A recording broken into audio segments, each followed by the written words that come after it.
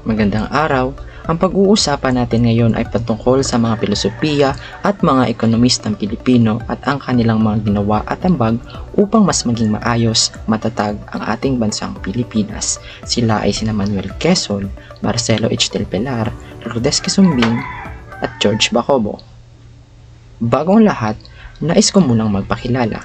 Ako si Fernando Jr., isang economic student ng Ligao Community College. Halina't sariwain natin. Ang una nating pag-uusapan ay si Manuel Quezon o mas kilala bilang ama ng wikang pambansa.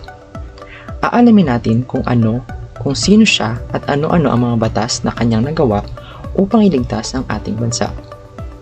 Si Manuel Quezon ay ipinanganak sa Baler, Tayabas noong Agosto 19, 1878. Ang kanyang ama ay si Lucio Quezon na isang sundalo ng hukbong Kastila at ang kanyang ina ay si Maria Dolores Molina, isang guro. Si Manuel ay nag-aral ng abogasya sa Universidad ng Santo Tomas, ngunit hindi niya ito tinapos sapagkat iniwan ni Quezon ang kanyang pag-aaral at sumama sa kilusang revolusyonaryo laban sa mga Amerikano. Bagaman hindi niya natapos ang kanyang kurso sa Universidad ng Santo Tomas, kinalaunan ay naging abogado pa rin siya sa pamamagitan ng pagsusulit sa bar at naging isa sa mga kilalang lider sa larangan ng batas politika sa bansa.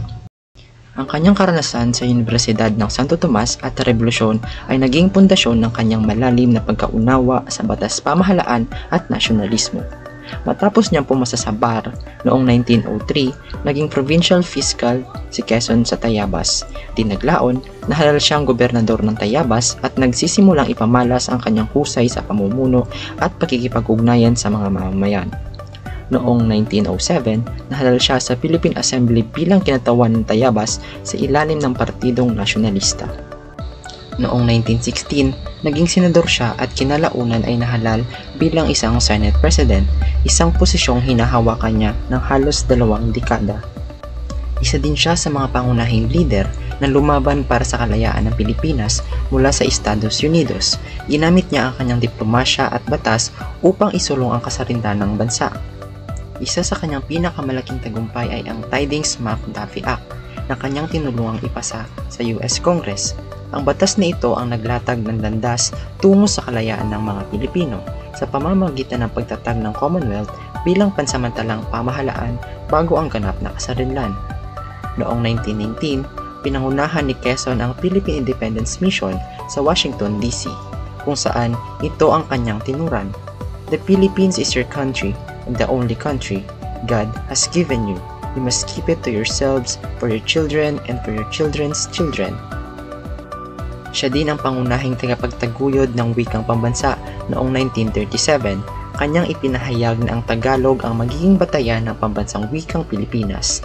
Si Manuel ay tinuring na ama ng wikang pambansa dahil sa kanyang masigasig na kampanya upang magkaroon ng isang wikang magbubuklod sa mga Pilipino. Noong December 30, 1937, sa paggunita ng kamatayan ni Rizal, ipinahayag ni Quezon sa isang talumpati mula sa Malacanang na ang Tagalog ang napiling batayan ng wikang pambansa. Sinabi niya, "It affords me indescribable satisfactions to be able to announce to you the executive order designating one of the native languages." Tuwing buwan ng wikang ginugunita, ang kanyang ambag sa pagkakaisa ng sambayang Pilipino sa pamamagitan ng wika. Dahil sa mga nagawa ni Manuel Quezon, nagkaroon ng pagkakaisa ang ating bansa. Sa kabila ng maraming katutubong wika, ang Pilipino ang nagsisilbing tulay sa komunikasyon ng mga Pilipino mula Luzon, Visayas at Mindanao. At dahil din dito, nagkaroon tayo na pag-unlad ng panitikan at sining. Maraming makata, manunulat at artista ang gumamit ng Pilipino upang ipahayag ang damdamin, saloobin at karanasan ng mga Pilipino. Reflecting on the life and legacy of Manuel Quezon, one cannot overlook his profound contributions to the identity of the Filipino people. As the first president of the Philippine Commonwealth, Quezon's role went beyond political leadership. He became a champion of our language, culture, and dignity as a nation. His advocacy for national language was not merely a linguistic concern, it was a patriotic move to unite a country divided by regional dialects and colonial influence. Under his leadership, Tagalog was declared the basis of the national language, a decision that continues to shape our society. As a Filipino, I feel the significance of his visions. Every time I speak and write, I remember his dream, a nation with its own voice, its own spirit, and its own pride. In an age of globalizations, where foreign languages and cultures often dominate, his reminders tell a chaos. He who does not love his own language is worse than a beast and a stinking fish.